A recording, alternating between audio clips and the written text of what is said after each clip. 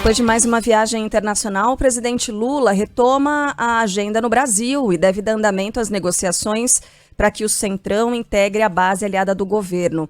A expectativa é que o PP e os republicanos assumam alguma pasta na esplanada dos ministérios e ajudem na votação de pautas, como no novo marco fiscal e também na reforma tributária, né? Reforma ainda sendo discutida no Senado. A gente tem mais informações chegando de Brasília nesta manhã com Rafael Procópio. Bom dia, Rafael. É isso, meninas. Bom dia a vocês, bom dia a todos que nos acompanham. Agora que essa volta do presidente Lula chegou aqui ao Brasil ali na noite dessa quarta-feira, agora nessa quinta e nessa sexta-feira devem se intensificar essas negociações aí, essa aproximação com o chamado Centrão, especificamente esses dois partidos que vocês citaram, que é o PP, o Progressistas, inclusive é o partido que encabeça ali o maior bloco da Câmara dos Deputados, e o Republicano. Daí a gente deve ver algumas trocas aí na estrutura ministerial aí do governo Lula, principalmente com alguns nomes desse chamado Centrão, especificamente esses dois partidos, progressistas e o republicanos. Bom, entre os alvos está aí o Ministério do Desenvolvimento, que atualmente é comandado pelo petista Wellington Dias, só que esse é um daqueles ministérios que é mais caro ao governo, ao presidente Lula, que inclusive já saiu em defesa deste cargo, deste ministério, dizendo que esse ministério era dele. Esse é aquele ministério que cuida dos programas sociais, principalmente o principal programa do governo desde o primeiro mandato de Lula, que é o Bolsa Família. Para o cargo, quem está indicado aí é um dos líderes, na verdade, do PP, que é, no caso, o deputado André Fufuca, do Maranhão. Já o republicano está tentando colocar Silvio Costa, filho, na pasta do esporte, chefiado hoje pela ex-jogadora Ana Moser. O presidente Lula também já saiu em defesa desse ministério. Nós vamos ouvir agora uma fala aí de um dos líderes do PT na Câmara, que no caso é o deputado Zeca Dirceu. Ele disse que é necessário garantir votos no Congresso, mas ao mesmo tempo ele pondera que o partido pode perder espaço na base governista. Essa entrevista, inclusive, esse trecho que a gente vai ouvir, inclusive, foi feito ontem para a Band News TV com a nossa Lana Canepa. O que tem sido garantido é que o PT continuará ocupando espaços de grandes relevâncias, de grande importância, até porque é o maior partido da base do governo. Bom, o deputado Ricardo Barros, do Progressista, que está sempre alinhado aí com as pautas governistas nos últimos anos, também admite a aproximação do Centrão com o novo governo. Para o parlamentar, que já integrou, como disse, a base do ex-presidente Jair Bolsonaro, o apoio é fundamental para aprovar pautas, como vocês disseram, a reforma tributária e o marco fiscal. Essas duas que devem voltar a tramitar aí a partir de agosto. Sem o centro, ninguém governa. É preciso que se consiga apoio dos partidos do centro para poder avançar nas pautas de interesse da sociedade brasileira, que essas os partidos votam, independente de quem está no governo. Bom, outra alternativa nas negociações seria promover uma mudança aí no Ministério de Ciência e Tecnologia. Nesse movimento, Luciana Santos seria transferida para a pasta dos Direitos Humanos, que hoje é comandada por Silvio Almeida, e ele, por sua vez, ocuparia um cargo internacional ainda não definido. Por outro lado, o presidente Lula já disse, como eu trouxe aqui mais cedo, que alguns ministérios são inegociáveis, como também foi o caso, falei do Ministério do Desenvolvimento, falei do Esporte, e ele também já saiu em defesa publicamente do Ministério da Saúde, que é comandado por Nízia Trindade. Uma das últimas falas aí que o presidente fez antes de sair da Europa, ainda em Bruxelas, capital da Bélgica, Lula disse que partidos que quiserem compor o governo são sempre muito bem-vindos, mas reforçou que as decisões sobre possíveis mudanças aí na estrutura ministerial cabem exclusivamente ao presidente da República. À medida que você tenha partidos que queiram participar da base, nós temos interesse em trazer esses partidos para dar tranquilidade à nossa governança dentro do Congresso Nacional, mas quem discute ministro é o presidente da República. Não é o partido que pede ministério, é o presidente da República que oferece. Bom, hoje nós temos uma cerimônia na base aérea aqui de Brasília com o presidente Lula em comemoração aos 150 anos de Santos Dumont. Devemos ter alguns acenos aí à ala militar, especificamente à aeronáutica brasileira, e são nesses eventos que o presidente Lula geralmente dá essas informações, enfim, vai em defesa de algum desses ministros do primeiro escalão dele. Isso já aconteceu em outras vezes e a gente, claro, vai ficar de olho para ver se vamos ter mais uma vez uma fala nesse sentido dessa mini-reforma ministerial que está aí no horizonte, pessoal. Sem dúvida. Enquanto isso, a oposição ainda tenta seduzir, né, esses partidos, manter esses partidos distantes da base do governo Lula. Obrigada, viu, Rafael Procópio? Bom trabalho para você. Até mais tarde. para nós, pessoal. Abraço. Um abraço. Olha, antes de voltar ao Brasil, o presidente Lula fez um balanço da viagem à Bélgica e falou mais uma vez sobre a intenção de fechar o acordo entre Mercosul e União Europeia até o final do ano. Ele voltou a criticar alguns termos da aliança, mas se mostrou otimista para um desfecho positivo. E a gente disse para a União Europeia que 2 parceiros estratégicos não discutem com ameaças. A gente discute com propostas. Nós fizemos a resposta brasileira está sendo discutida com os 4 países e depois nós vamos, daqui a 2 semanas ou 3 semanas, entregar definitivamente a proposta para a União Europeia. No trajeto de volta, Lula ainda fez uma parada em Cabo Verde e aproveitou para se reunir com o premier Ulisses Correia e Silva. O presidente disse que o Brasil tem uma dívida histórica com os africanos e precisa voltar a investir e a reabrir embaixadas pelo continente africano. Brasileiros somos formados pelo povo africano. A nossa cultura, a nossa cor, o nosso tamanho é resultado da miscigenação entre índios, negros e europeus. E nós temos uma profunda gratidão ao continente africano por tudo que foi produzido durante 350 anos de escravidão no nosso país. Tremenda gafe, né? Esse trecho final do que disse o presidente Lula. Tudo que foi produzido. Tudo que foi produzido escravidão. nos 350 anos de escravidão. É terrível para um país que tenta, de toda forma, reduzir na medida do possível o que nós temos de racismo. É um racismo estrutural, que também acabou na base de estrutura da nossa sociedade brasileira, infelizmente. A gente não tem gratidão por isso, absolutamente. A gente não tem gratidão por pessoas terem sido sequestradas nos seus países, trazidas para cá de forma desumana e escravizadas ao longo de toda a vida, e com os descendentes sofrendo as consequências até hoje. Nós não somos gratos por isso. Deu para entender o que o presidente Lula quis dizer, mas ele não mediu bem as palavras, né? É claro que o que ele disse é a gratidão pela cultura, a gratidão pela nossa cor, né? Porque o presidente Lula disse aqui, o brasileiro, ele é uma mistura da miscigenação de povos africanos, do povo da pele preta, dos índios, também de europeus. Então a nossa cor, esse nosso bronzeado, é uma coisa muito linda e é fruto disso. Isso faz parte também do que o presidente disse. Mas tem que medir bem a palavra, né, Sheila? Errou. Não dá para sair falando qualquer coisa. Errou e é um erro grave para negros e negras que ouvem isso e dói, né? Dói. Não dói na minha pele, eu não sou negra, mas eu vejo o outro. É importante a gente ver a dor do outro, a gente enxergar a dor do outro, a gente respeitar a dor do outro. É tão importante. Então, um discurso como esse pesa, machuca quem conhece a história, né? Não precisa ter vivido a história, mas conhece a história, conhece o passado e conhece o resultado desse passado trágico, de um passado de mortes, de exploração e do resultado igualmente trágico de racismo e de gente que morre até hoje pela cor da pele. Foi grave o que o presidente falou. Aí, olha, Sheila, que chega de mensagem. Que lindo, gafe, passadores de pano. É o ouvinte Tiago Moliga. Ô, louco, Tiago, você quer... Eu não entendi exatamente a sua frase. Você tá dizendo que se fosse outro presidente, a gente já tá fazendo o quê? A gente já tá passando a mão na cabeça? Eu não entendi exatamente o que ele disse, viu, Sheila? Mas vamos seguir aqui. Imagens do aeroporto de Roma, na Itália, mostrariam que um dos envolvidos no ataque, Alexandre de Moraes, deu um tapa no filho do ministro do STF. A expectativa é que a gravação seja enviada até amanhã à Polícia Federal, incluída no inquérito aberto justamente pela PF, né, para investigar esse caso. Mais informações de Brasília agora com Adriano Oliveira. As imagens do circuito interno do aeroporto de Roma desmentem a versão do casal acusado de hostilizar e agredir o ministro do Supremo Tribunal Federal, Alexandre de Moraes. Segundo fontes da Polícia Federal que tiveram acesso às gravações, o filho de Moraes levou um tapa na confusão. A informação é da jornalista da Band Brasília, Lana Canepa. Os empresários, Roberto e Andréa Mantovani, haviam dado outra versão sobre o caso em depoimento à polícia na última terça-feira. De acordo com eles, o filho de Moraes teria ofendido Andréa, provocando a reação de Roberto, que o afastou com o braço. Ambos disseram ainda que tudo não passou de um desentendimento verbal com 2 pessoas da comitiva do ministro na saída da sala VIP.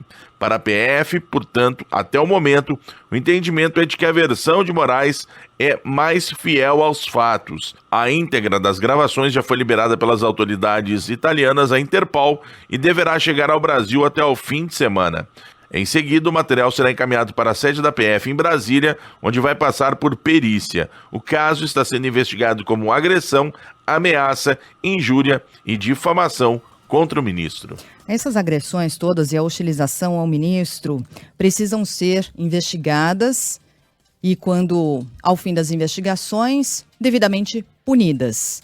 E a gente está se encaminhando para isso mesmo, né? Aos pouquinhos as imagens vão aparecendo, vão revelando o que de fato aconteceu, qual foi a dinâmica ali. Agora, de todo modo, e a gente tem de cobrar rigor, porque essa violência é condenável, e isso, repito aqui, vale para o que aconteceu com Alexandre de Moraes, vale para o que aconteceu com Cristiano Zanin, vale para o que aconteceu com Flávio Bolsonaro, que sofreu hostilização quando estava num voo dentro de um avião. Precisa ser punida com rigor.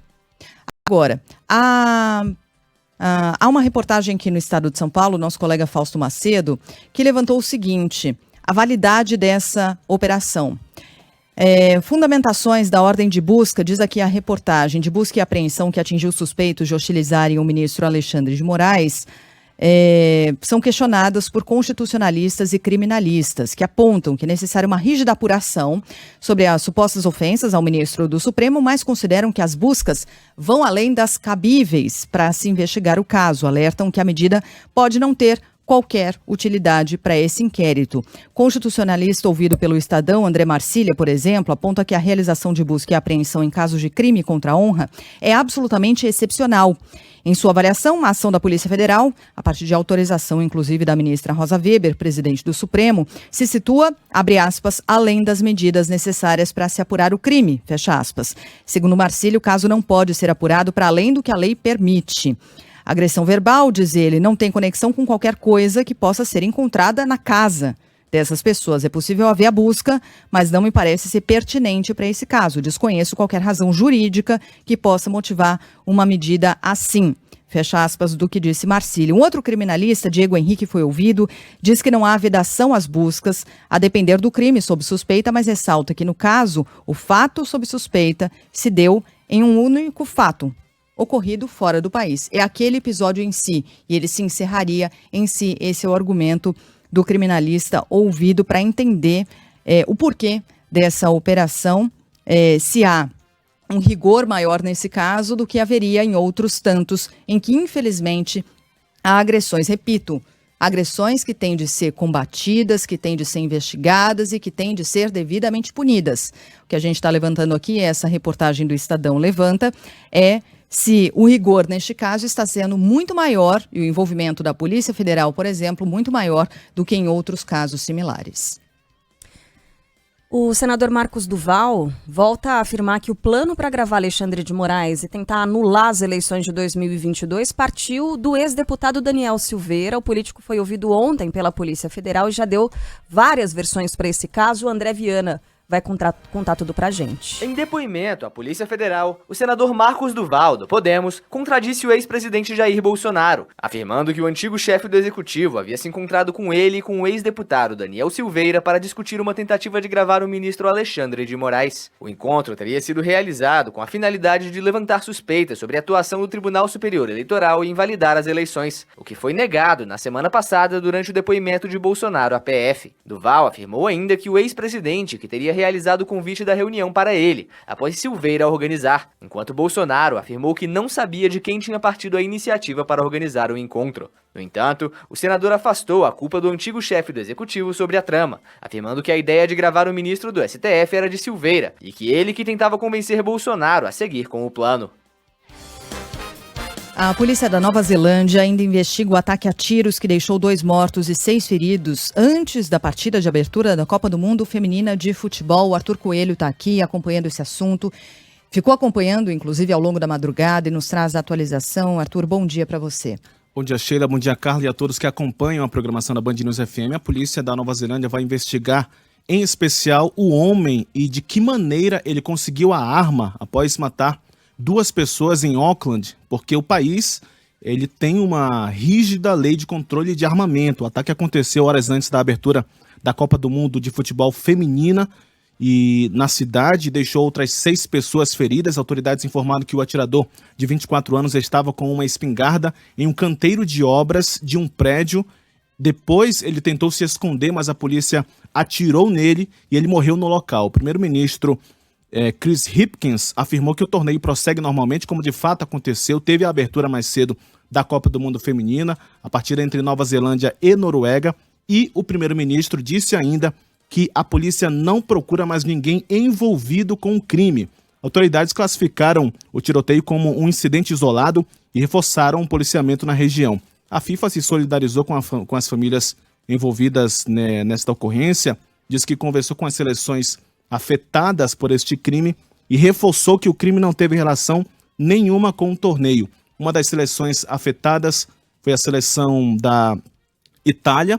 A delegação não conseguiu sair do hotel, foi impedida de sair do hotel. Por causa disso, não treinou, pelo menos no primeiro momento. Pois é. Então, esse incidente foi considerado resolvido e isolado, mas é importante a gente destacar isso, como disse o Arthur. Auckland é uma cidade em que a circulação de armas é mínima, né? E num período de Copa do Mundo e abertura de um evento global, a segurança nessa cidade certamente está ainda mais reforçada. Então, foi um evento trágico que resultou na morte de pessoas e que deve ser visto com muita atenção, né? Para saber se em outros torneios, lembrando que é uma Copa de sede dupla, né? A gente tem Austrália e Nova Zelândia recebendo os jogos. Isso dificulta um pouco a estratégia de segurança, né, para manter as equipes. São 32 seleções, é a maior Copa feminina de todos os tempos. Então, para manter essas seleções, essas grandes delegações seguras, o esquema tem que ser enorme. E isso, logo na abertura, não é bom. De fato, não é preciso ser olhado com muita atenção e também a atenção no restante do torneio. A gente vai acompanhar tudo bem de perto, né, Sheila? É claro que a gente está de olho na festa e o que a gente gostaria de destacar aqui é a festa de um torneio tão grande em que o Brasil busca a primeira conquista mundial, a primeira Copa do Mundo. Só lembrando o resultado dessa primeira partida, então, Arthur? 1-0 para Nova Zelândia. Nova Zelândia.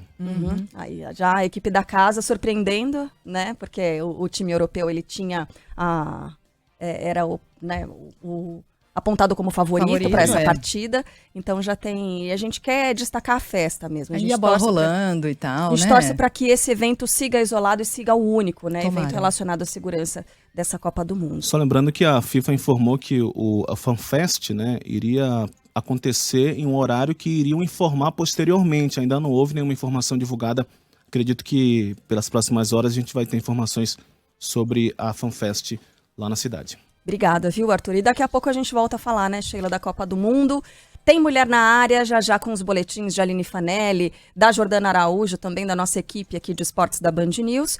E o Felipe Killing volta mais tarde, trazendo mais detalhes sobre essa ocorrência gravíssima. Pessoal perguntando, estreia da Seleção Brasileira na segunda. Segunda às 8 então da manhã. Já tem bola rolando, mas a estreia na segunda-feira contra o Panamá. Vamos com mais destaques do dia. O Nubank anuncia adesão ao programa Desenrola e pode limpar o nome de 1 milhão de pessoas no país. São brasileiros que têm dívidas de até R$100 e que terão os débitos excluídos do serviço de proteção ao crédito. Com isso, o número de beneficiados pela medida pode chegar a 2,5 milhões de pessoas. Até agora, os 5 grandes bancos, Itaú, Bradesco, Caixa, Santander e Banco do Brasil, aderiram ao Desenrola. Além deles, Banrisul, Daicoval, Inter, PagBank e PAN também decidiram participar do programa. Até agora, mais de 500 mil pessoas renegociaram débitos bancários pelo Desenrola. Os dados são da Serasa, que faz a intermediação entre clientes e algumas instituições financeiras. E o número deve crescer ainda mais. A expectativa do governo é que 30 milhões de devedores renegociem as dívidas só na primeira fase do programa, voltada para quem ganha até R$20 mil. Uma pessoa que trabalha em uma instituição bancária escreveu para cá, Sheila, nessa semana, dizendo o seguinte: é importante vocês ressaltarem que a pessoa que tem débitos, que tem essas dívidas, ela deve procurar o banco inicialmente, né? Procura a sua agência bancária, procura o gerente da sua conta, vá até a sua agência bancária para tentar fazer essa renegociação, né? Não conte com um contato externo, até porque já tem golpe rolando por aí, Pois é. né? Pois é. E Impressionante, cara. a orientação básica e principal é essa. Procure a sua agência bancária. E é isso, né, Sheila? A gente vai continuar falando sobre esse assunto. Já que você falou do golpe, vamos pra lá, porque precisa ter muito cuidado, viu, gente? Esse programa tem servido de isca para fraudes que já circulam nas redes sociais. Golpista é muito rápido, então a gente tem que ficar muito esperto. Tem gente aí prometendo descontos de até 99%. Cuidado, tem golpista na área. A Bruna Vale conta os detalhes pra gente. O Ministério Público de Minas Gerais abre uma investigação para apurar golpes relacionados ao programa Desenrola Brasil, programa de renegociação de dívidas do governo federal. Os criminosos têm criado sites falsos com símbolos do governo e do Desenrola e feito anúncios nas redes sociais para atrair as vítimas interessadas em limpar o nome. A primeira fase das investigações consiste em identificar os endereços e perfis que têm promovido os golpes na internet. Vale lembrar que os devedores devem buscar diretamente os bancos para renegociar dívidas e procurar informações diretamente em sites oficiais do governo federal e das próprias instituições bancárias. Só a Caixa já renegociou 10 mil contratos em apenas 2 dias, limpou o nome de 225 mil pessoas que tinham dívidas de até R$100. Para ajudar a população, o banco decidiu realizar um mutirão amanhã. Atenção, em Caixa, amanhã, agências abrindo 1 hora mais cedo. Ao todo, a Caixa tem quase 18 milhões de contratos que podem ser quitados com desconto de até 90% e, a depender do perfil, o valor pode ser parcelado em até 96 meses. Mas, repetindo, tem aí golpista oferecendo esses descontos de até 99%. A Caixa pode até trazer esses descontos de até 90%, mas faça isso diretamente na agência, repetindo, amanhã 1 hora mais cedo a abertura. É isso aí. A partir de setembro, o Desenrola será ampliado para os brasileiros que têm renda de até 2 salários mínimos ou que estão inscritos no Cade Único. Também será criado um aplicativo para negociar dívidas de até R$5 mil, e aí sim, com bancos, concessionárias de serviços públicos e lojas, né?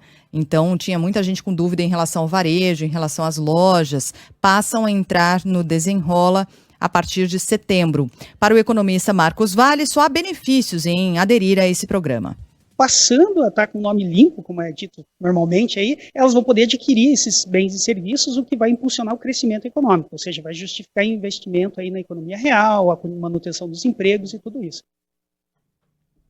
A gente fala mais sobre esse assunto logo mais ao longo do jornal. Quem já está tentando fazer essa negociação com o seu banco, tem alguma experiência para contar, pode dividir com a gente, inclusive. Funcionou? Foi rápido? Como foi essa conversa? Lembrando, diretamente com o banco, não aceite intermediários, tá? Cuidado. Então pode mandar sua mensagem pra gente. 11 999 592 100. Rodrigo, acho que é Rodrigo, Rod, escreveu R$100 ou R$100 mil?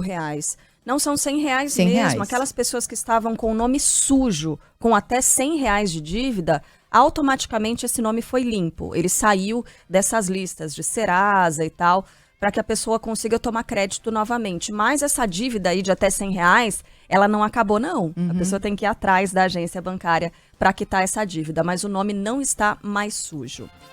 O ministro da Fazenda, Fernando Haddad, afirma que enviar um projeto de lei ao Congresso para taxar os fundos de investimento dos chamados super ricos. Vai enviar, também conhecido como exclusivos. Esses fundos são constituídos por apenas um cotista, sem incidência do imposto de renda. Segundo Fernando Haddad, a proposta vai ser encaminhada junto às leis que vão definir o orçamento de 2024. A decisão vem no pacote de medidas econômicas que foi definido ontem à noite em reunião com o presidente da Câmara, Arthur Lira. Na saída, Fernando Haddad ressaltou que o projeto não tem a ver com a segunda fase da reforma tributária ou com as mudanças no imposto de renda. Acabei de vir da casa do presidente Arthur Lira para decidir, para acertar a pauta do segundo semestre. Tem um conjunto de medidas que vão com o orçamento e que não passam pelo imposto de renda de pessoa física. A tentativa de taxar os fundos dos super ricos já foi feita pelo ex-presidente Michel Temer, mas enfrentou resistência no Congresso. Por que será? Bom, na época, o governo estimava aumentar a arrecadação em até 10 bilhões de reais. Pela nova proposta, a ideia é tributar os rendimentos dos cotistas de forma periódica e não só no momento do resgate de recursos, como é feito hoje. Ontem, o Ministério da Fazenda elevou a previsão para o crescimento da economia brasileira em 2023. Passou de 1,9% para 2,5%. A revisão foi influenciada pelo resultado do PIB no primeiro trimestre, que avançou 1,9%, puxado pelo agronegócio, né? Para 2024, a estimativa de crescimento é de 2,4%. No caso do IPCA, da inflação, né? Previsão para 2023 recuou de 5,58% para 4,85%. A Petrobras avalia mudar a política de pagamentos de dividendos aos acionistas. Informação chegando com Pedro Dobal. A Petrobras espera concluir até o fim do mês um estudo para avaliar mudanças na política de pagamentos de dividendos aos acionistas. O anúncio foi feito pela diretoria da empresa nesta quarta-feira em um evento com jornalistas. A promessa é que o percentual pago esteja alinhado aos valores praticados pelas maiores companhias de petróleo e gás do mundo. A expectativa é de que o próximo pagamento, referente ao segundo trimestre do ano, já seja feito seguindo as novas diretrizes. Em abril, o Conselho de Administração aprovou a distribuição de mais 222 bilhões de reais em dividendos. A medida foi alvo de duras críticas do presidente Lula, que classificou o pagamento como absurdo. Para o presidente da Petrobras, Jean Paul Prates, a empresa estava sendo preparada para ser vendida na gestão anterior. Chegamos aqui e encontramos uma empresa sendo preparada para venda. Ao se preparar para vender, as teses eram rentabilidade altíssima de curto prazo, sem necessariamente mostrar o que a empresa seria dali a 10 anos, sequer 30, 10. Você não sabia o que a Petrobras seria. O preço do gás natural vai ser reduzido. Tem mais do Rio de Janeiro agora com a Luana Bernardes. Começa a valer no dia 1º de agosto a redução de 7,1% no preço médio do gás natural vendido pela Petrobras às distribuidoras. Segundo a companhia, com a alteração, o preço do gás natural vai acumular uma queda de 25% no ano. O reajuste previsto nos contratos e realizado trimestralmente acontece devido às oscilações da cotação do petróleo tipo Brent no mercado internacional e da taxa de câmbio. A estatal ressalta que o preço final do gás ao consumidor também é afetado pelos fornecedores e pelas margens de lucro de cada distribuidora, além dos tributos estaduais e federais. Segundo a empresa, com a alteração, o preço do gás natural vai acumular uma queda de 25% no ano. Sheila, queria só registrar uma mensagem aqui do nosso ouvinte Ernesto, que o Ernesto nos convidou para uma reflexão muito interessante no Brás. Não, ele está dizendo, olha, eu estou passando um problema, problema no Desenrola, que outras pessoas devem estar passando, que é a seguinte, a minha dívida era com um banco X, um banco desses grandes, bem grande mesmo, e foi cedida para uma empresa de cobrança. Pelo entendimento da empresa de cobrança, eu não devo para o banco, então não me enquadro no Desenrola. Mas eu acho que eles estão me enrolando porque a minha dívida, na verdade, era com o banco. E foi o banco quem negociou com essas empresas de cobrança. Sabe aquelas que ficam ligando sábado, 7 horas da manhã? Tem uns montes aí, né? Empresa de cobrança, exatamente. E de fato os bancos terceirizam isso, né? Essa cobrança. Não a dívida. Ele terceiriza a cobrança, não a dívida, né? Até onde a gente sabe. Pois é. Mas essa é uma dívida muito pertinente. Uma dúvida, Ernesto, além da dívida, também, né? A dúvida é muito pertinente. Vamos repassar aqui para os nossos especialistas, vamos conversar com o governo federal e para os bancos como é que o cliente deve proceder nessa forma. Tem mais gente falando aqui, eu também, Carla. Tá acontecendo a mesma coisa com a Elisângela. Ah, mas outra aí ouvinte da Band News, né, gente? Não, me parece que é isso. Quando você contrata, terceiriza um serviço de cobrança, você está terceirizando a cobrança, então, não a dívida. Empresa compra a dívida morta. Ah, ela dizendo compra aqui a o dívida? Cassiano, A empresa ela vende a dívida. Tô nessa também. Mastercard me cobra R$ 1.800. A dívida era de R$ 86. Então é isso, são as empresas e os bancos acabam vendendo a própria dívida mesmo, Sheila. Desistiu de receber aquilo, passa para frente, a empresa paga e tal, e segue cobrando as pessoas até receber. Esse é um aspecto importante, hein, gente? Porque isso acontece muito. Quanto mais prolongado o período aí, imagina, o banco não fica com esse serviço, principalmente os grandes, porque tem um volume de dívidas também, proporcionalmente grandes também, número de clientes, a base de cliente é grande, vai ter um número grande de cliente nessa situação. Sim. Muita gente escrevendo pra gente agora. Então, porque aí precisamos ir atrás. Precisamos, diria fazer, Alckmin. diria Geraldo. E aí, como é que fica, né, Sheila? A pessoa está devendo, ok, ela está numa situação de desvantagem, digamos assim, ela tem o direito de escolher para quem é que ela está devendo? Ela pode dizer, não é para você que eu estou devendo para o banco. O banco tem o direito de repassar mesmo essa dívida e automaticamente cortar essas pessoas de um programa do governo federal, porque a pessoa está devendo e teoricamente é o banco que é prejudicado. Esse é um tema muito importante, tem bastante gente escrevendo para cá, vamos atrás sim, para ter mais informações sobre isso. Vamos agora falar da Cracolândia, mais uma vez. A Prefeitura de São Paulo, o Governo do Estado ainda avaliam a mudança de lugar da chamada Cracolândia na região central da capital paulista. Ontem, uma semana depois de um ônibus, mais de um, né, ser depredado, dependentes químicos voltaram a entrar em confronto com a Polícia Militar. Repórter Lucas Joseno, que acompanha há meses essa situação, nos traz a atualização de que em que pé estamos depois dos conflitos de ontem à noite, e também dessa decisão aqui, ou decisão não, né? Porque é uma avaliação ainda a ser feita sobre mudança de lugar da Cracolândia. Joseno, bom dia. Tudo bem, Sheila? Bom dia para você também, para Carla, para todos os nossos ouvintes. Ontem foi um dia muito tenso no centro de São Paulo, seja em relação às autoridades públicas ou à noite mesmo, na Cracolândia. Teve polícia passando por lá, corpo de bombeiros apagando fogo, ônibus parando também, tendo que desviar a rota. Foi uma situação bem complicada. Vamos começar com uma ordem cronológica. Houve uma desinteligência logo pela manhã entre prefeito e governador. O governador havia anunciado que quer trocar a Cracolândia de lugar. O prefeito disse que precisa ter cautela, que talvez o governador não tinha entendido direito o que estava acontecendo por ali. Às 11 horas da manhã, nós fomos até o Bom Retiro para conversar com os moradores e os comerciantes. É para lá que deve ir a Cracolândia, segundo o governo do estado, para uma rua estreita, uma rua Prates, que é onde tem o complexo de Prates, onde tem alguns equipamentos de saúde. O governador parte do princípio de que se os dependentes químicos forem para uma rua próxima dos equipamentos de saúde, eles vão procurar tratamento médico. Esse é o argumento do governador do estado de São Paulo. Nós conversamos com os comerciantes e com os moradores desse bairro que é tradicionalíssimo em São Paulo, recebeu muitos imigrantes italianos, japoneses, do Oriente Médio, um bairro completamente residencial e comercial. E essa rua onde o governador quer colocar a Cracolândia é uma rua onde há muitas casas, prédios residenciais, salão de cabeleireiro, açougue, padaria, farmácia, uma rua muito movimentada. E a gente conversou com quem trabalha e quem mora por lá. É complicado porque roubam tudo, a gente rouba até as torneiras. Nos roubam tudo, que pegam em conta e roubam. Roubam lá. Aí entra hasta. Eu tenho um banquinho, aí me lo roubaram. Quando eu fui no banheiro, voltei e não estava mais. Não sei como é que vai ser a situação, né? Mas se vier pra cá, vai ficar pior, né? Tirar o problema lá de cima e trazer pra cá, né? Vai ser difícil, né? Tá bem complicado, né? Pra todo mundo, né?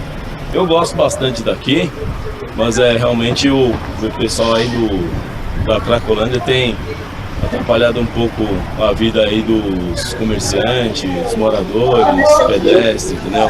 Isso é bastante, como é que se diz, é incômodo, né, para todos. Deveria ter ações mais enérgicas, né, para dar um outro destino para esse povo, mas não deixar aqui na rua, né? Bom, aí à tarde, Sheila e Carla, os dois se reuniram, o prefeito e o governador, e disseram que estão alinhados e que tem sim esse objetivo de trocar a Cracolândia de endereço, de levar para lá, caminhar por 2,5 km, 1.100 dependentes químicos no coração da cidade de São Paulo, cercados por policiais militares e guardas civis metropolitanos. O governador não especificou como é que vai funcionar essa operação, mas disse que deve acontecer até o fim do ano e disse que está de mãos atadas com o prefeito Ricardo Nunes. Primeiro, eu quero dizer que eu estou sempre unido ao prefeito Ricardo Nunes. Realmente a gente tem uma interação muito forte. Como eu falei de manhã, é impossível a gente ser bem sucedido nesse enfrentamento de Cracolândia sem a Prefeitura de São Paulo. Então, nessa questão, que é uma questão super complexa, como eu falo toda hora, né? Se eu tivesse... Qual é a solução? Não sei, a gente está tentando.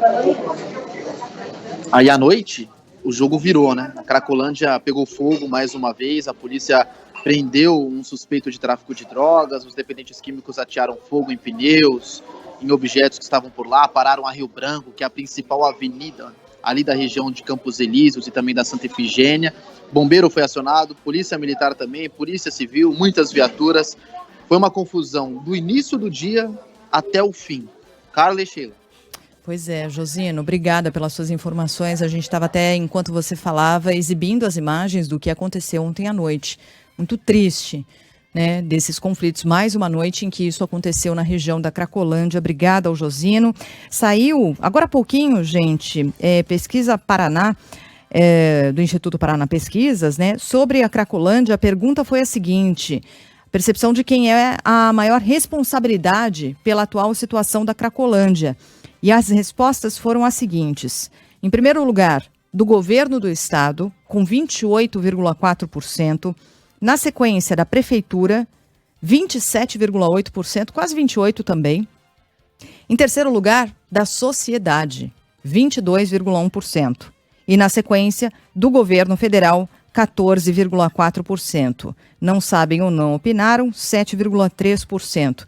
Mas uma divisão bem próxima ali, né? Governo do estado, prefeitura, praticamente o mesmo percentual de pessoas, 28%.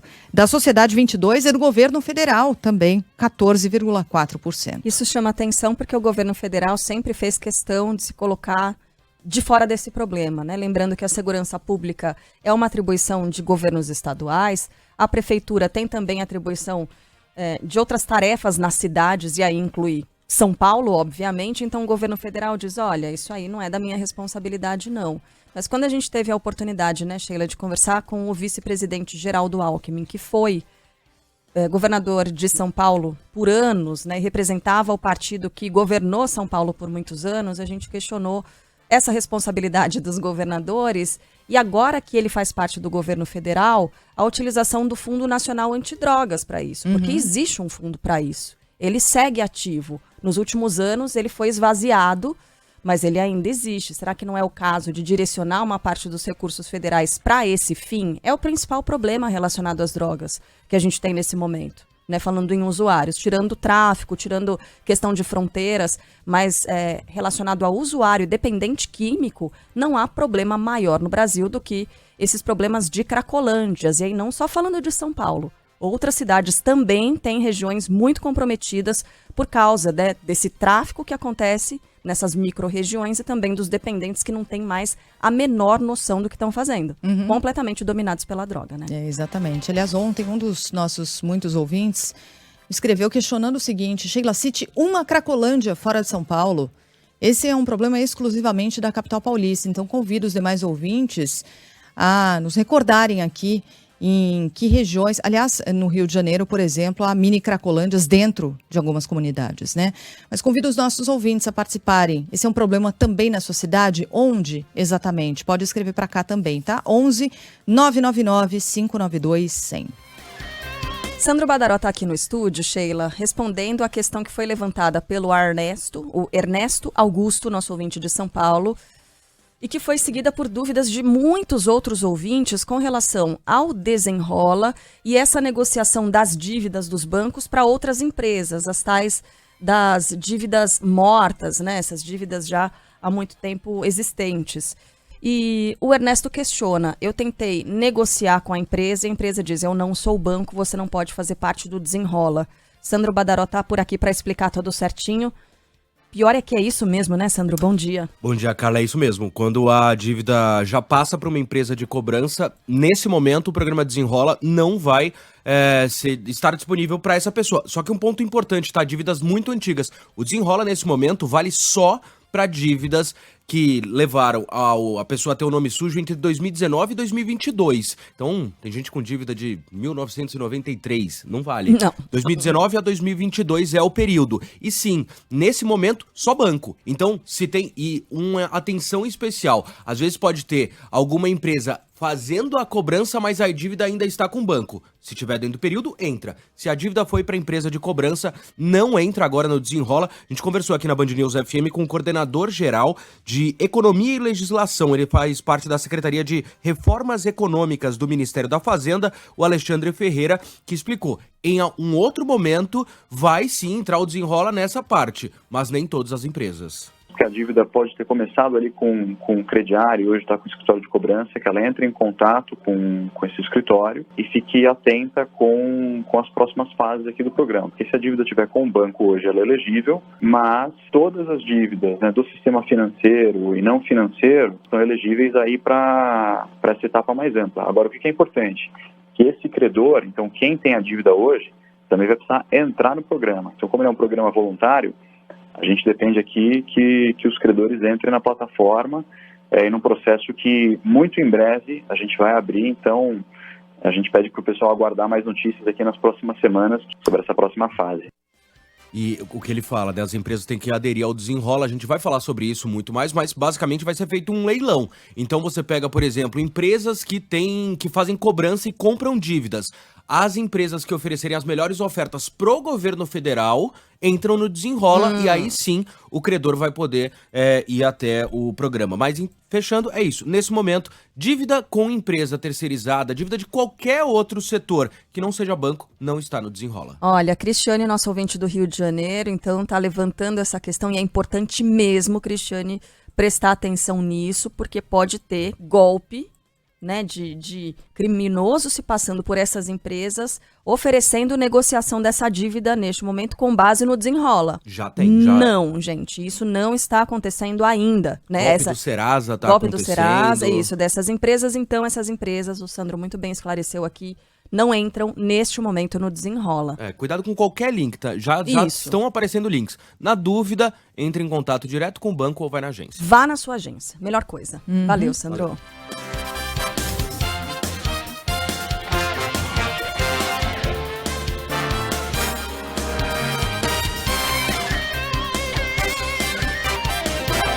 Tô sem musiquinha aqui, Sheila. Mas vamos com o assunto? I'm a Barbie girl in a Barbie world. Faz a Britney cantando. I'm a Barbie girl in a Barbie world. Imagina juntar as duas coisas. Ai, meu Deus do céu. Oi, Isabela. Isabela tá, a caráter hoje, né? Isabela Mota veio, a gente já descreveu um pouco mais cedo. Ô, Thiago, a gente tem imagem para colocar da nossa redação em Salvador. A gente recebeu as imagens da nossa redação em Salvador. Olha que maravilha, gente. Vou descrever aqui. Praticamente todos a caráter. Homens de camisa rosa, as meninas de calça, blusa.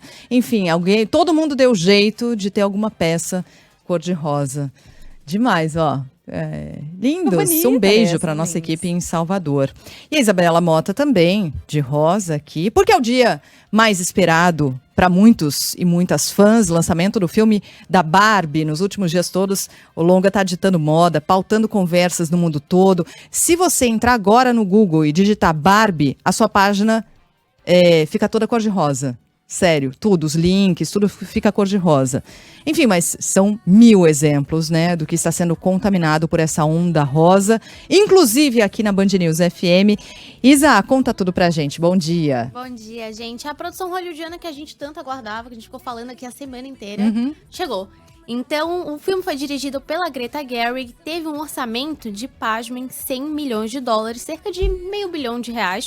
O elenco é de peso. Margot Robbie vai ser a Barbie principal, Ryan Gosling interpreta o Ken, e até mesmo estrelas da música a gente não vai ter Britney Spears, temos Sheila Magalhães, mas temos Dua Lipa. Ela faz parte do filme, faz parte da trilha sonora do filme, que foi produzida pela Dua Lipa e também pela Cardi B.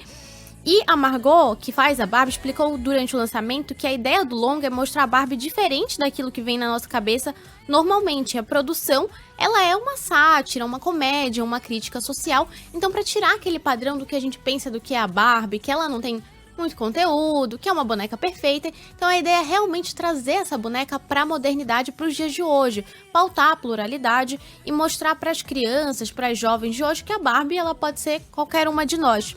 E a posição da mulher e o padrão de beleza são uma das principais pautas desse filme para tentar aproximar da realidade. Mas como a gente estava falando antes mesmo do lançamento de hoje, a Barbie já tinha quebrado recordes, então foi a maior pré-venda da história da Warner, o estúdio que produziu o filme, e a gente viu diversas cenas aí durante a semana de lançamentos de fast food, roupa, café, tudo estava no tema da Barbie.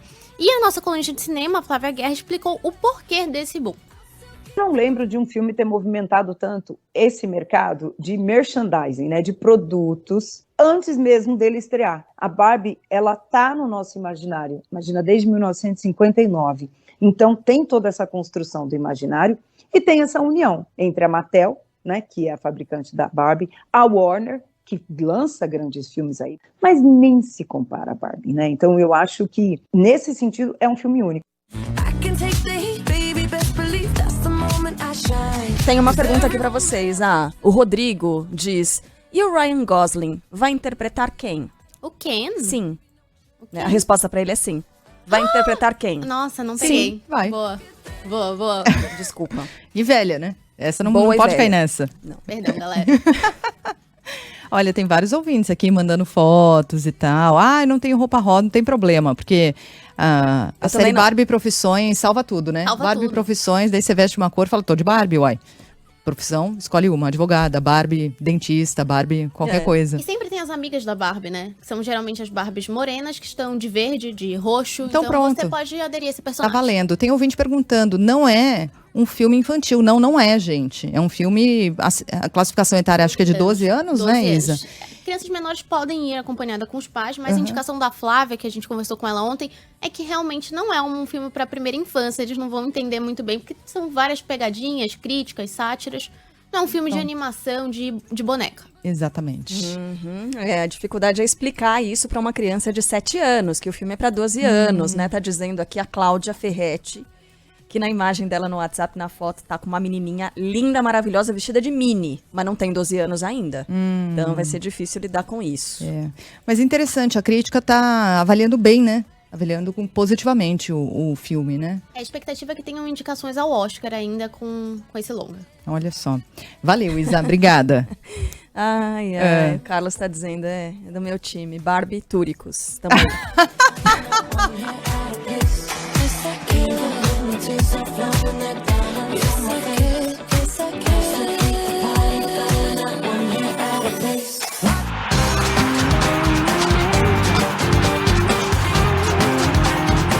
Já tem bola rolando pela Copa do Mundo Feminina de Futebol. Mais cedo, Nova Zelândia e Noruega entraram em campo. Já citamos por aqui, infelizmente, né, o ataque a tiros. 2 pessoas morreram, 6 baleadas. Foi antes do início da partida e não foi no local do jogo. Foi na mesma cidade, em Auckland. Segundo as autoridades, foi um evento isolado, né? Esse já foi esclarecido. Agora, o Yuri Queiroga está aqui no nosso estúdio, eu ia falar no nosso estádio, no nosso estúdio, para trazer a informação da bola rolando, né, Yuri? Bom dia para você. Bom dia para você, Carla Bigato, Sheila Magalhães, porque aí no Estádio Olímpico de Sydney, a gente já tem bola rolando para Austrália e Irlanda, as anfitriãs estreando hoje. A Nova Zelândia, como você falou, já estreou e venceu a Noruega por 1-0 naquela que alguns já consideram a primeira zebra da Copa do Mundo Feminina, e a Austrália vai empatando com a Irlanda por 0-0 hoje num praticamente lotado Estádio Olímpico de Sydney, jogo que começou às 7 horas da manhã. Mais cedo, essa vitória da Nova Zelândia teve o gol da Hannah Wilkinson, coube a ela marcar o primeiro gol desta edição da Copa do Mundo Feminina. Ela tem 31 anos de idade, joga no Melbourne City da Austrália e está na sua 4ª Copa do Mundo. Portanto, estes 2 jogos com as anfitriãs são os 2 marcados para esta quinta-feira, já no horário da Austrália e da Nova Zelândia, de abertura da Copa do Mundo. Ainda hoje a gente vai ter mais uma partida, mas já na sexta-feira, no horário da Austrália e da Nova Zelândia, que é a estreia do Canadá enfrentando a Nigéria às 11h30 da noite, pelo horário de Brasília. Valeu, Yuri.